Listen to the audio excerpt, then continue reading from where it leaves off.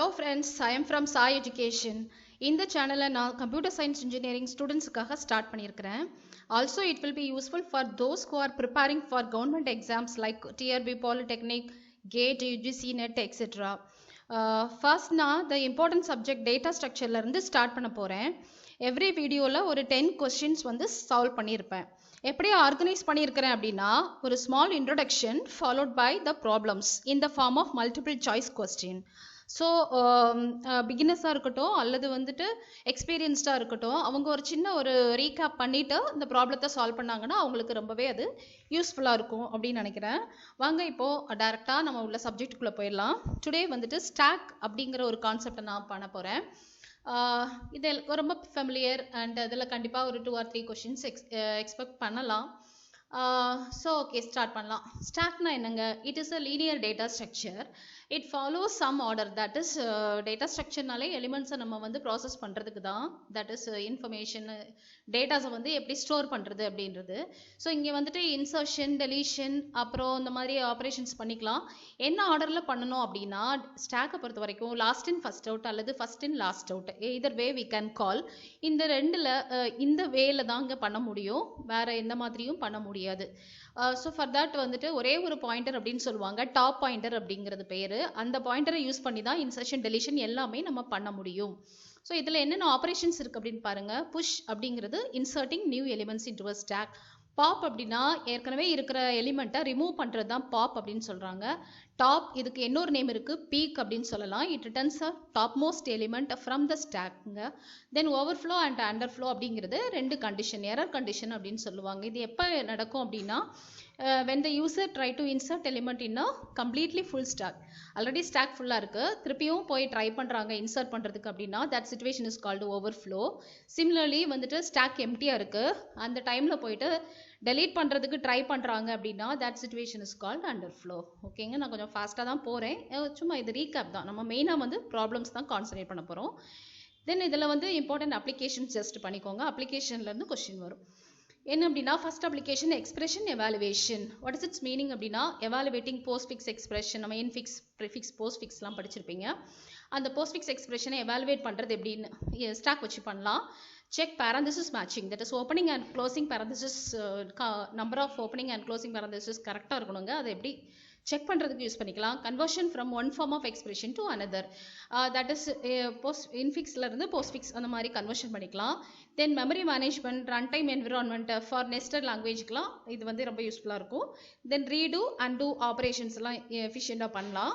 தென் algorithm எடுத்துக்கிட்டிங்கன்னா அதில் back tracking problems பண்ணிக்கலாம். Tower of Hanoi, tree traversal, histogram problem, in case of graph, topological sorting, இது எல்லாமே stock use பண்ணி எஃபெக்டிவாக பண்ணலாம். ஓகே வாங்க இப்போ ப்ராப்ளத்துக்குள்ளே போகலாம். See the first problem. What are the sequence of popped out values if the sequence of operations, they have given a certain sequence of operations.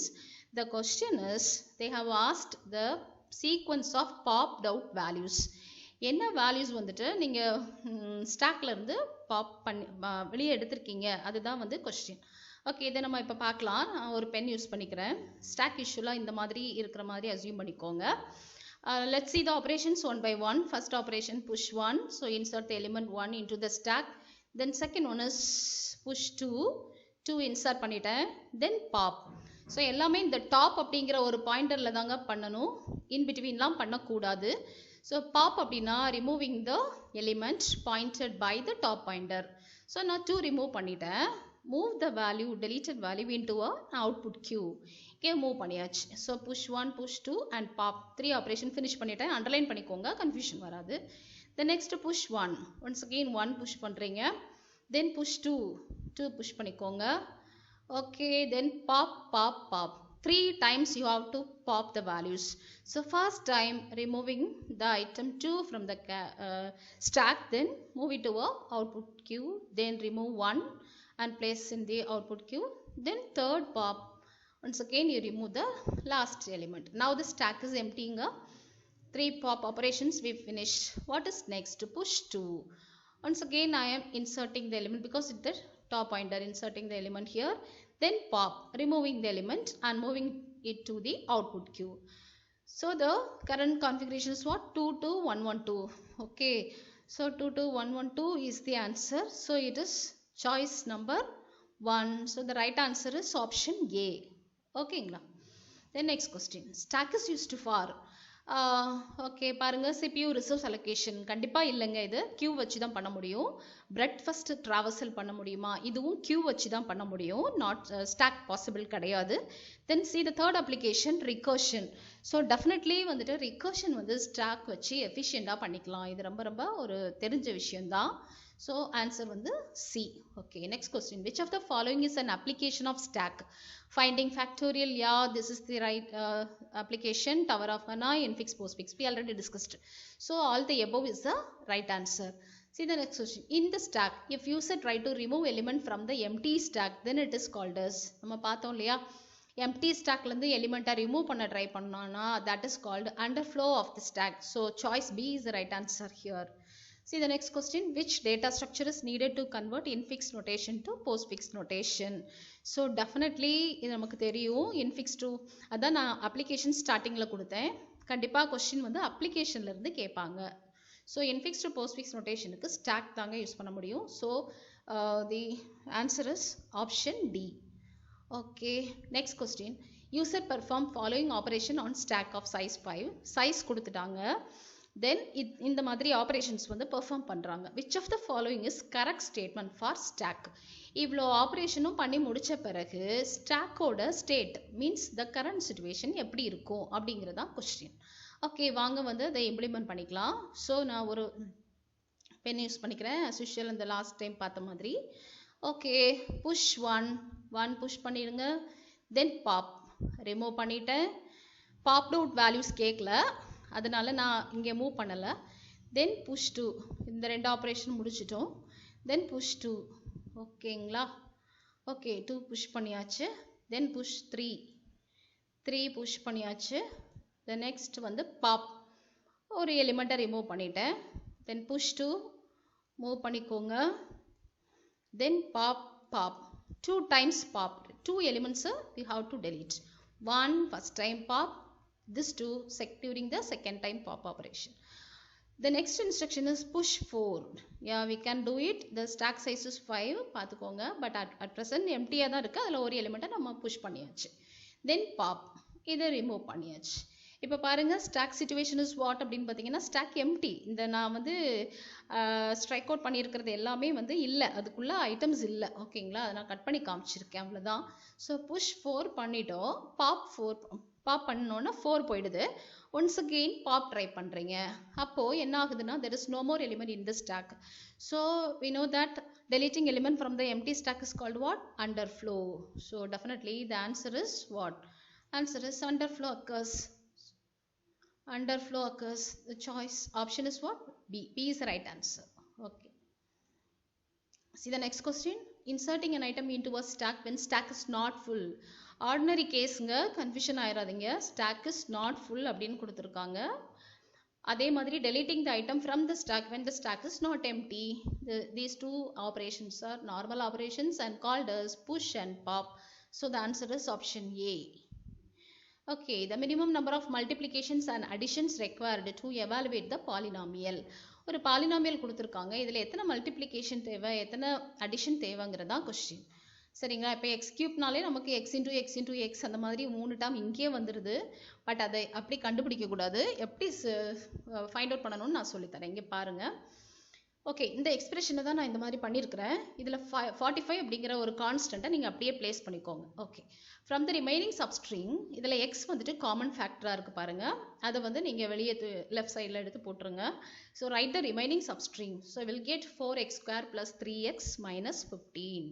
சரிங்களா, இனி ஏதாவது பண்ண முடியுமா பாருங்கள். இந்த sub எக்ஸ்பிரஷனில் 15 is a constant, leave it as such. And from these two terms, once again you take x as a common factor and write the remaining string, that is 4x + 3 you will get. Okay, now hereafter வந்துட்டு we can't do any further simplification. எதுவும் பண்ண முடியாது, எல்லாமே maximum பண்ணிட்டோம். Now let's start counting the total number of multiplication and addition. இங்கே வாங்க, x into here one multiplication, x into this big term, multiplication count started 1. ஓகேங்களா, அடுத்தது another x into this big term.